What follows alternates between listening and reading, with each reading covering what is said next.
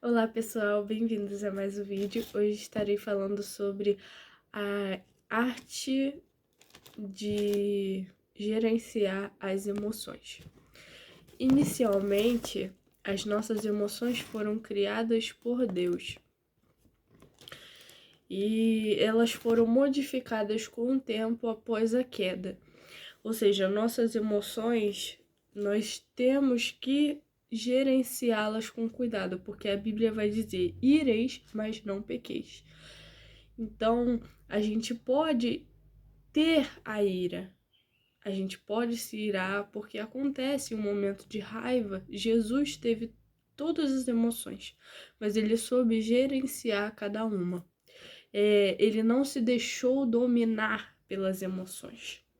E é isso que a gente tem que ter, o autodomínio. Abra sua Bíblia comigo em Gálatas 5, 22 e 23. Vai dizer assim: mas o Espírito produz este fruto: amor, alegria, paz, paciência, amabilidade, bondade, fidelidade, mansidão e domínio próprio. Não há lei contra essas coisas.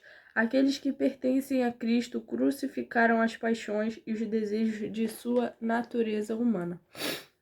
Aqui vai estar falando sobre os frutos do Espírito.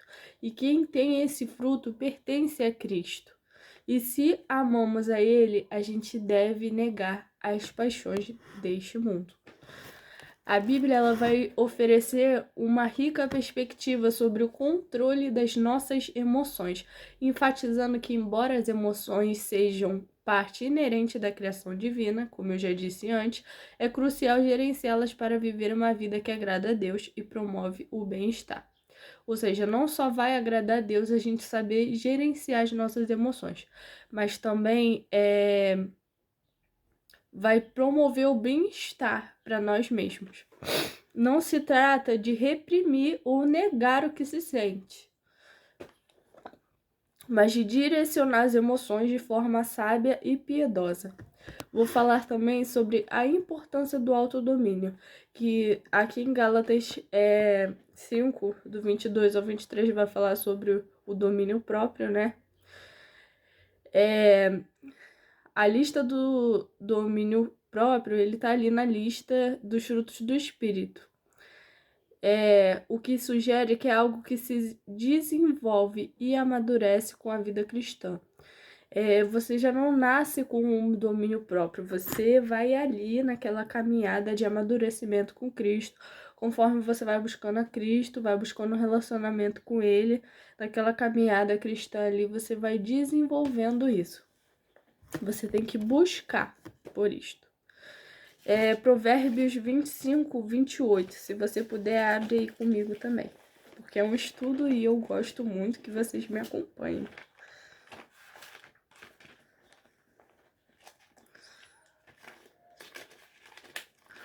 Provérbios fica ali depois de Salmos.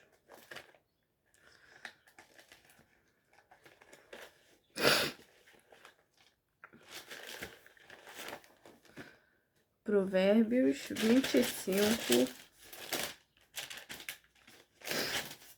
28. Olha que interessante o que vai dizer. Quem não tem domínio próprio é como uma cidade com muros. Olha que interessante. Se você não tem domínio próprio, você é como uma cidade cercada. Porque o domínio próprio, ele te traz uma proteção de sabedoria contra as coisas lá de fora. Porque se você tem sabedoria, você não vai cair em qualquer conversa. Você tem a proteção, você é cercado, entendeu? Se você não tem um muro de proteção contra a inexperiência, contra a insensatez, então você cai em qualquer coisa, você cai em qualquer papo, entendeu? Mas agora, se você tem um domínio próprio, a sua cidade é cercada com muros, a cidade do seu coração tá protegida. Para vocês verem a importância do domínio próprio. a gente fica vulnerável a ataques. Ó, 2 Timóteo 1,7 nos lembra que Deus não nos deu um espírito de covardia, mas de poder, amor e equilíbrio. O que é equilíbrio? É o autocontrole, anda ali juntinho com o amor próprio. E a gente vai falar também sobre lidar com emoções específicas. A Bíblia ela vai abordar diversas emoções, oferecendo princípios para lidar com elas. A ira é uma delas, é uma emoção natural, mas a Bíblia adverte contra a ira pecaminosa, que foi como eu falei no início do vídeo: irai-vos, mas não pequeis. Não se ponha o sol sobre a vossa ira, nem deis lugar ao diabo. Isso é uma coisa importantíssima que vou falar para vocês agora. Quando vocês não têm sabedoria e não sabem gerenciar as emoções de vocês, vocês estão dando lugar ao diabo. Porque vocês já ouviram falar que mente vazia é oficina do diabo? Ultimamente usam bastante essa frase. E é mais que verdade. Porque se você não tem a sabedoria aqui, você não tem o autocontrole, você não sabe dominar suas emoções, então suas emoções estão frágeis, estão fragilizadas e podem ser usadas como uma forma do diabo agir não só sobre você, mas sobre os outros. Porque você pode acabar vendo coisas até que você não deveria estar vendo. Ou que você acha que está acontecendo, não está acontecendo. Vou dar um exemplo para vocês. Já percebeu que tem vezes que a gente vira pra outra pessoa e fala: caraca, aquela pessoa tá me olhando de cara feia, já tá me irritando, que eu não sei o quê. Às vezes a pessoa não tá nem num bom dia, às vezes não tá nem olhando pra você, tá olhando pra outra coisa. Mas você cismou que aquela pessoa tá olhando pra sua cara. Cara, numa hora isso vai dar um choque térmico e vocês vão acabar brigando de um jeito sem motivo algum. Porque você não teve sabedoria, você não teve domínio próprio. Isso vai indicar que a ira em si, ela não é necessariamente um pecado, esse versículo que eu acabei de falar. Mas a forma como expressamos e por quanto tempo a nutrimos, é isso que vai fazer a gente pecar. Porque às vezes acontecem as coisas e ao invés da gente esquecer logo, a gente fica guardando aquilo. E é esse o mal, porque uma hora a gente explode e isso vem à tona. Tiago 1, 19 e 20 aconselha assim: sejam todos prontos para ouvir, tardio para falar, tardio para se irar, pois a ira do homem não produz a justiça de Deus. Quando a gente acha, conosco mesmo, a gente acha que quanto mais a gente fala, mais certo a gente tá. Só que Tiago vai lembrar a gente que isso é errado. Sejam prontos para ouvir, tardio para falar, tardio para se irar. Então, que vocês demorem, tenham essa perspectiva, demorem a falar, sejam prontos para ouvir e demorem para se irar. Que nisso tá a justiça de Deus. A gente não tem que bater boca, a gente não tem que discutir com o próximo para falar que a gente tá certo. Deixa que uma hora Deus vai mover o negócio aí e a justiça dele vem. É melhor a justiça dele do que a nossa, porque a gente não pode fazer justiça com nossas próprias mãos. Nunca dá certo. Cara, muito forte. Isso vai ressaltar a importância da paciência e da reflexão antes de reagir à raiva. Provérbios 16, 32 vai dizer assim: melhor é o longânimo do que o valente, o que governa o seu espírito do que o que toma uma cidade. Longânimo, o que é longânimo? É você ter um longo ânimo, é você estender a sua emoção. Meio que assim, é a mesma coisa que você ser tardio para se irar. Parecido ali. É você ter perseverança no seu ânimo. Naquele momento de raiva, naquele momento de coisa, você respira assim, conta até 10. Não tem muita gente que fala assim, conta até 10. Então, é você fazer isso e você não se irá com o outro rapidamente, você não querer agredir o outro rapidamente, mas você parar ali um momento para reflexão antes de você agir. Longânimo. É o que governa o seu espírito do que o que toma a cidade. Então, Deus aprecia melhor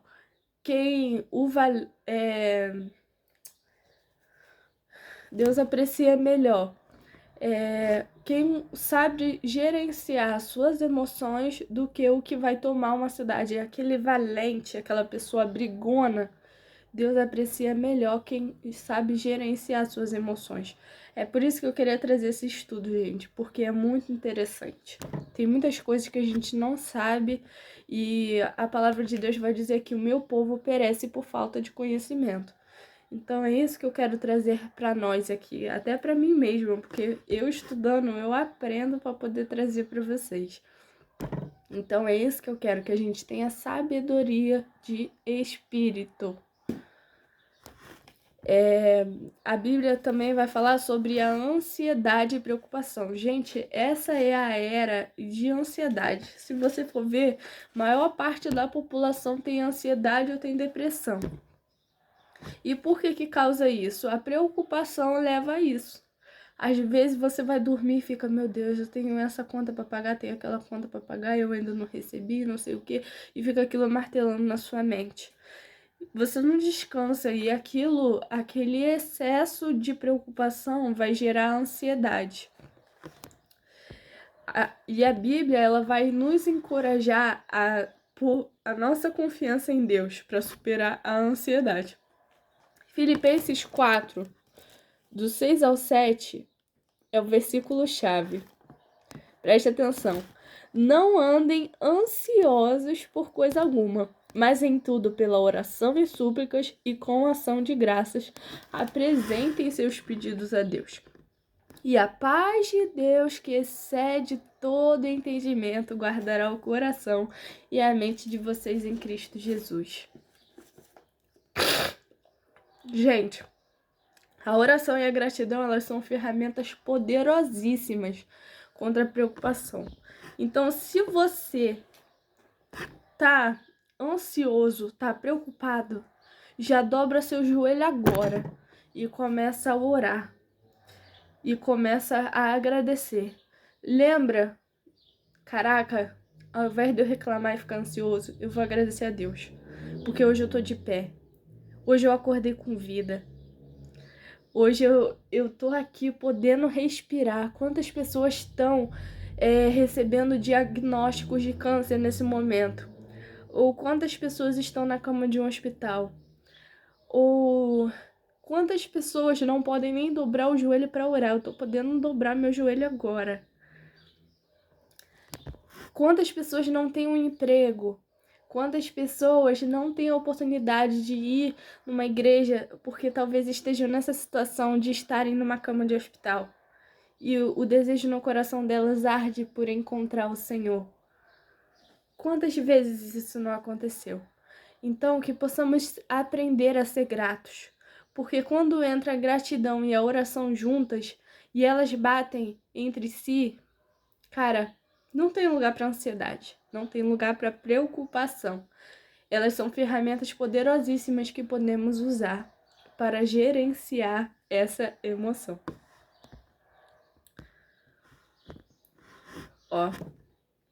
Mateus 6,34 vai dizer assim: não vos inquieteis, pois pelo dia de amanhã, pois o dia de amanhã cuidará de si,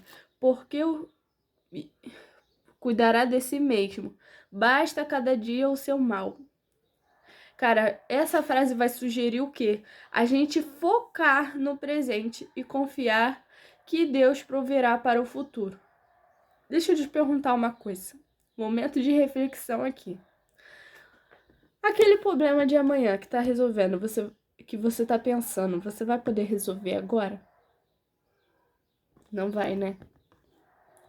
Aquele problema que você tá pensando, aquela conta que você tá pensando vai pagar semana que vem, você vai poder pagar agora? Então, tira isso da sua mente, tira sua energia disso. Comece a focar nas coisas do alto, nas realidades do alto. Comece a pedir, Senhor, eu não tenho condição de pagar isso, mas eu sei que o Senhor vai prover, porque eu creio. Cara, quando a gente começa, coisa importantíssima que eu vou falar agora, leva isso para a vida de vocês. Quando a gente começa a se preocupar demais e começa a ter ansiedade demais, a gente está deixando, a gente está tirando a nossa fé em Deus. A gente está desacreditando do poder de Deus quando a gente faz isso. Quando a gente fica ansioso e preocupado com o que vai acontecer. Cara, entrega simplesmente o seu caminho ao Senhor, que Ele vai cuidar de tudo. Não precisa se preocupar. Cara, eu fico boba com o quanto Deus fala conosco através de cada estudo. É uma presença que vocês não têm noção. É o melhor lugar para estar. Eu vou falar um pouquinho também sobre a tristeza. A Bíblia ela vai reconhecer a tristeza como parte da experiência humana, mas também oferece consolo e esperança. Salmos 34:18 diz: Perto está o Senhor do que os que têm um coração quebrantado e salva os de espírito oprimido. Cara, Deus se importa com as nossas dores. Você acha que Deus não tá vendo o que você tá passando? Ou você acha que tá sozinho? Cara, Deus está conosco em todos os momentos, nos dando força, nos sustentando pela mão, com forte mão poderosa. É Ele que nos levanta naquele momento que a gente acha que a gente está fraco. Paulo vai dizer, quando eu penso que eu estou fraco, é aí que eu estou forte. Porque o Senhor, Ele renova as nossas forças dia após dia. Isso é bíblico. Então, que a gente possa se lembrar sempre disso. Tem um outro aqui forte também, que é 2 Coríntios 4:16-18. Lembrei agora. Embora o nosso exterior se desgaste, o interior é renovado dia após dia.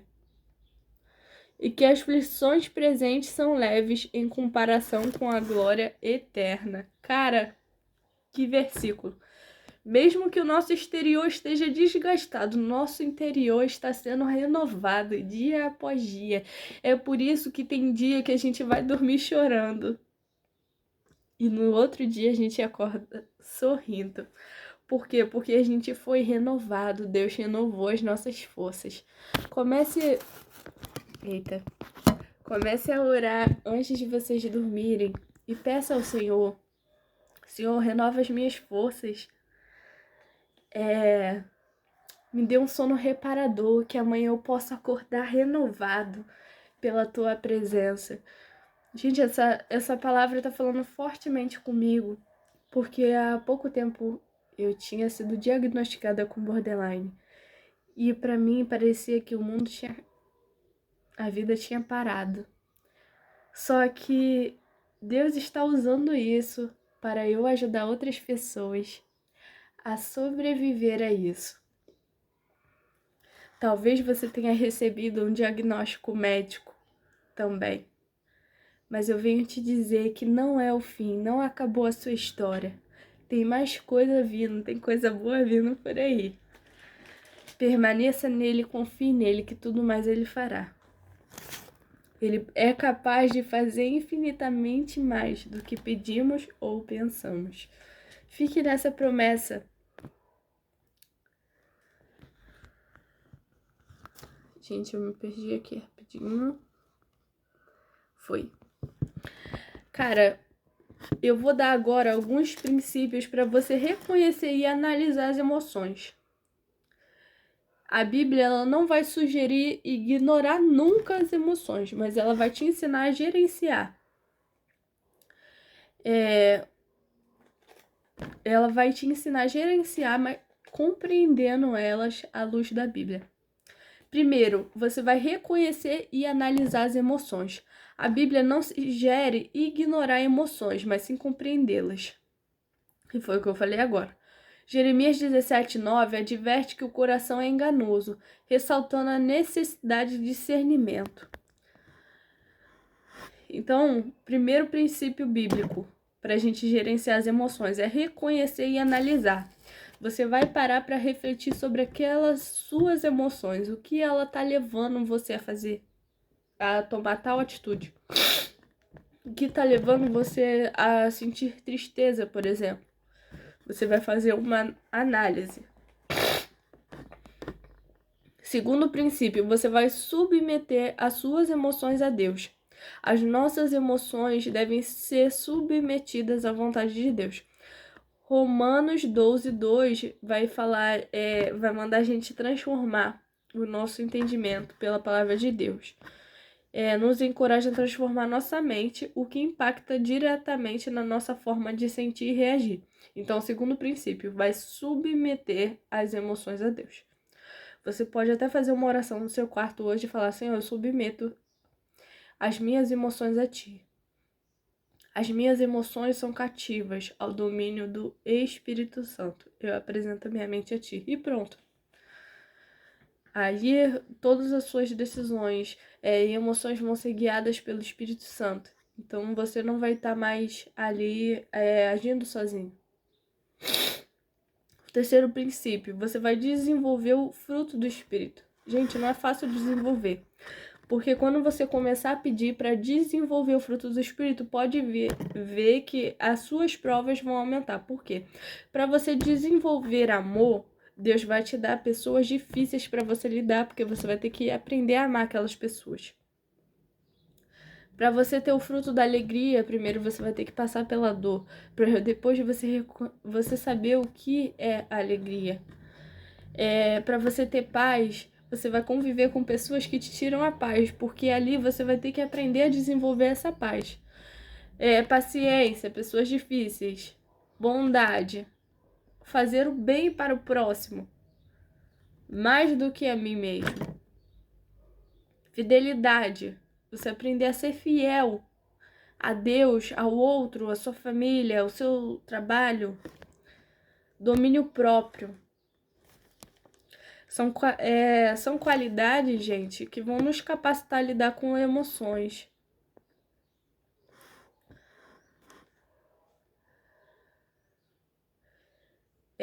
Através de Deus, através da oração, confiar em sua soberania. É fundamental encontrar paz em meio às emoções turbulentas. É nesse momento que a gente tem que aprender a encontrar paz. Quando tudo tá difícil, parece que tá sem saída, é aí que a gente tem que encontrar paz. E não qualquer paz, mas é a paz que excede todo entendimento, que só Jesus pode nos dar. Vou falar também sobre o perdão. Guardar ressentimento e amargura pode envenenar as emoções. A Bíblia nos exorta a perdoar uns aos outros, assim como Deus nos perdoou em Cristo. Se você quer ser perdoado por Deus e você não perdoa o seu irmão, você nunca vai ser perdoado. É uma verdade. Para primeiro você ser perdoado por Deus, você tem que saber perdoar o outro. Porque como você quer ser perdoado ao Deus por algo que você errou, se você não sabe perdoar o erro do outro? Não tem como. Então a gente tem que liberar esse sentimento de raiva. Joga fora. Não te leva para frente, não te leva para o alvo que é Cristo. Joga fora. Vou deixar até para meditação de vocês Efésios 4, do 31 a 32. Depois vocês dão uma lida, porque se eu ler, o vídeo já tá com 20 e poucos minutos, vai ficar muito longo. E outro princípio pra gente conseguir gerenciar nossas emoções é buscar sabedoria. É o último princípio aqui que eu vou falar. Provérbios destaca a importância da sabedoria para lidar com as emoções. Provérbios 19:11 vai dizer: a sabedoria do homem lhe dá paciência, sua glória é ignorar uma ofensa. A sabedoria do homem lhe dá paciência. Sabedoria, ela vai dar paciência. Mas a sua glória é ignorar uma ofensa. Ou seja, a glória de uma pessoa está enquanto ela ignora as ofensas. Pô, e sempre tem aquela pessoa, cara, que parece que gosta de jogar lenha na fogueira. Tá andando contigo e fala: caraca, tu já viu o que fulano falou de ti? Cara, ignora. Ignora. Continua vivendo a sua vida como se nada tivesse acontecido, sabe? Porque se alguém falou mal de você para outras pessoas, uma hora você convivendo com essas pessoas, elas vão ver que você não é nada daquilo que a pessoa falou. Mas se você reagir àquilo, você só vai estar comprovando que a pessoa falou de você. Se a pessoa fofocou que você é uma pessoa explosiva e você vai tirar as contas com ela porque ela falou isso de você, você só tá comprovando que você é uma pessoa explosiva. Isso é ter sabedoria. Cara, é por isso que eu gosto do livro de Provérbios. Porque se você quer obter sabedoria na Bíblia, leia Provérbios todo dia. Eu tinha uma professora na escola dominical. Cara, ela me mandou uma cartinha. Acho que foi no meu aniversário. E junto com um presente que ela me deu. E lá ela me orientou a ler o livro de Provérbios todos os dias. Cara, como a minha vida mudou depois que eu comecei a ler Provérbios. De verdade. Porque eu não tinha discernimento nenhum, sabedoria nenhuma. Eu ia tirar... Os outros falavam mal de mim, eu ia querer bater boca. E era um problema que só. Eu era uma pessoa dominada pela carne. Hoje eu sou uma pessoa dominada pelo Espírito Santo. Gente, controlar as emoções de acordo com a Bíblia é um processo contínuo de crescimento espiritual. Quando você está aprendendo a gerenciar as emoções, significa que você está tendo um crescimento espiritual. Demonstra dependência de Deus, aplicação de seus princípios em nosso dia a dia. É um caminho para a paz interior e relacionamentos mais saudáveis. Você gostaria de explorar mais sobre como lidar com uma emoção específica à luz da Bíblia? Eu fiz uma pesquisa aqui para esse estudo sobre percentuais. Uma pesquisa da Ipsos, de setembro de 2024, indicou que 45% dos brasileiros mencionam ter ansiedade. E a maioria é mulheres e jovens de 18 a 24 anos. São as pessoas mais afetadas. Por que não existe dados com mais idosos? Cara, porque os idosos, eles têm sabedoria. Eles já conseguiram chegar ao autodomínio, ao domínio próprio. Então, se vocês forem ver, são pessoas mais jovens que sofrem de ansiedade e depressão do que idosos. Um levantamento da CNN Brasil também, em junho de 2024, revelou que 68% dos brasileiros relatam sentir nervosismo, ansiedade e tensão. Desses, 26% foram diagnosticados com um transtorno de ansiedade. Dados do Covitel 2023, que é o Inquérito Telefônico de Fatores de Risco para Doenças Crônicas Não Transmissíveis em Tempos de Pandemia, apontam que 26,8% dos brasileiros receberam diagnóstico médico de ansiedade. 58% nunca procuraram ajuda profissional. Então, às vezes, a gente pode ver que uma porcentagem boa de brasileiros, e se a gente for jogar essa porcentagem mundial, a gente acrescentar outros países também, a gente vai ver que vai ter um crescimento nessa porcentagem aí. E boa parte das pessoas nunca procurou ajuda profissional. Esse é o maior erro.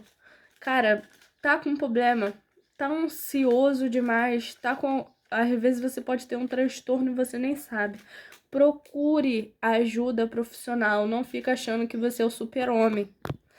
O nosso corpo grita, pede ajuda, não espera ser tarde demais para procurar por ajuda. Eu tô falando isso por experiência própria. Cara, eu vou dar um exemplo muito claro aqui de descontrole emocional na Bíblia. Eu vou dar só um porque o vídeo já tá muito grande. Lá em Números, vocês se lembram da história de Moisés lá nas águas de Meribá? Tá em Números 20, do 1 ao 13. Deus manda a história dele toda é repleta de momentos de fé, obediência, liderança notável. Só que também vai revelar episódios que ele demonstrou falta de controle emocional. O caso mais citado proeminente frequentemente é o incidente nas águas de Meribá. Cara, o que aconteceu? Deus foi lá, mandou ele tocar na rocha para sair água para o povo beber. O que aconteceu? Ele viu o povo murmurando, reclamando. O que ele fez? Ele feriu a rocha. Deus mandou ele ferir a rocha? Não mandou ele ferir a rocha. Deus não mandou ele pegar o cajado e pá. Não, Deus falou, só encosta. O que aconteceu depois que ele fez isso? Ele perdeu a oportunidade de entrar na Terra Prometida por causa de desobediência, por causa do controle emocional. Às vezes estamos perdendo promessas, às vezes estamos perdendo bênçãos retidas que ainda não chegaram para nós. Estão presas no mundo espiritual porque a gente não sabe ter controle emocional, porque a gente não sabe ter domínio próprio. Isso é uma coisa muito importante, gente. Então, que você saia daqui hoje sabendo controlar suas emoções, sabendo gerenciar. Fiquem na paz. Até aqui Deus me deu e um beijo.